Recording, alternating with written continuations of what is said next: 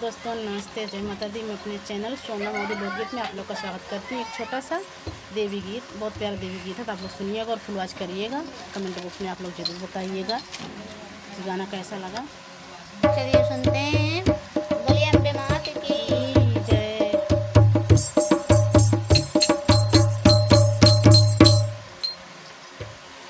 भोरवई में देखे सपनमा हो मैया गनमा, भोरवई में देखे सपनमा हो मैया गनमा, मैया गनमा, मैया गनमा, मैया